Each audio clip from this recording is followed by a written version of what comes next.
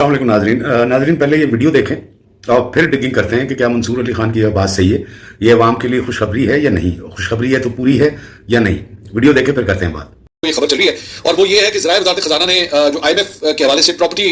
की जो खुशखबरी थी वो ये आ रही है कि जी पहली ट्रांजैक्शन करने के ऊपर दोबारा स्टोरी का मेरी बात ताकि आपको क्लियर हो जाए कि प्रॉपर्टी की जो पहली ट्रांजैक्शन है उसको करने के ऊपर जो है वो FED जो लगती थी फेडरल एक्साइज ड्यूटी उसे खत्म करने की तजवीज़ के ऊपर IMF ने आमादगी जाहिर कर दी है। और इस इकदाम का जो है वो मकसद ये है कि रियल एस्टेट सेक्टर जो है दोबारा एक्टिवेट हो और उसके ऊपर मतलब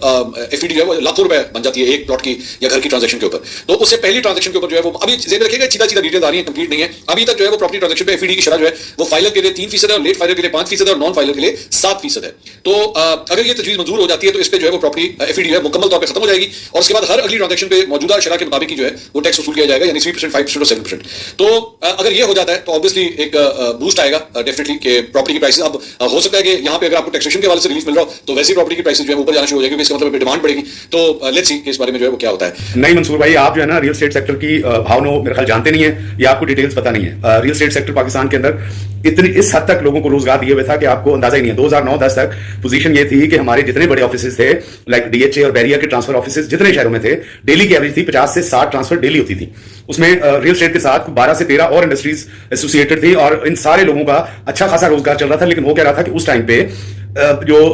टैक्सेस की शरह ये थी कि डीसी वैल्यूएशन रेट पे, अब जिसको डीसी वैल्यूएशन का समझना या तो गूगल सर्च कर ले या मेरी अगली वीडियो देख, डीसी वैल्यूएशन रेट के ऊपर सिर्फ CVT, स्टैंप ड्यूटी और ट्रांसफर फीस और मेंबरशिप लगती थी। लेकिन 2010 के बाद इन सब ने मिलकर जितनी गवर्नमेंट आई है, पीपल्स पार्टी के आखिरी 2 साल, फिर नवाज शरीफ गवर्नमेंट, फिर इमरान खान गवर्नमेंट और फिर अब नवाज शरीफ गवर्नमेंट, इन सब ने टैक्सेस की भरमार की सिर्फ IMF से लोन अप्रूव करने के लिए और उन टैक्सेस की वजह से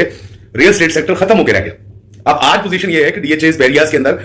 इक्का दुक्का ट्रांसफर होती है, वो भी जेन्युइन बायर उसकी सेलर की, जिसको हकीकी जरूरत है। Investment for the sake of investment खत्म हो गया सब कुछ ना। अब होता यह था कि वो 50-60 की जो ट्रांजैक्शन होती थी उसमें अच्छा खासा रेवेन्यू गवर्नमेंट को जाता था। अब वो 2 या 3 या 4 ट्रांजैक्शन में वो नहीं जाता। अब ये इन्होंने क्या किया कि नंबर ऑफ डील्स को कम कर दिया, टैक्सेस को बेशुमार करके। अब क्या हो रहा है कि अब मुख्तलिफ किस्म के मार्केट रेट के ऊपर ले गए डीसी रेट की बजाय उस शरह के ऊपर, उस रेट के ऊपर जब CVT, स्टैंप ड्यूटी के साथ साथ फिर इन्होंने गेन टैक्स शुरू किया। गेन टैक्स क्या था कि सेलर ने भी टैक्स देने भेजते हुए, फिर अब FED और CET ये सारे टैक्सेस आ गए और ये सारे टैक्सेस पहले डीसी वैल्यूएशन पे थे, अब मार्केट रेट के ऊपर लगे और मार्केट रेट के ऊपर लगने के साथ साथ इसमें कैटेगरीज डाल दी, filer, non filer, late filer. उससे क्या हुआ कि ना सिर्फ नया जो इन्वेस्टर इस मार्केट में दूसरी जगह से पैसा लाके लगाना चाह रहा था, ना सिर्फ वो रुक गया बल्कि जो एग्जिस्टिंग वो थे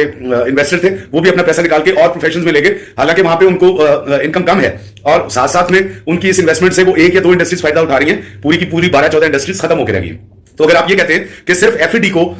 कम करने से मार्केट में बूम आ जाएगा तो ये नहीं है। गवर्नमेंट ऑफ पाकिस्तान को अगर पाकिस्तान की मुआशी सूरत ठीक करनी है बाकी दिगर तरक्की याफ्ता मुल्कों की तरह, तो रियल एस्टेट सेक्टर के टैक्सेस को रिव्यू करना पड़ेगा और कोशिश करके अगर ये इसको पुरानी सूरत हाल पे ले आते हैं तो पाकिस्तान के अंदर जो बेरोजगारी कम होगी और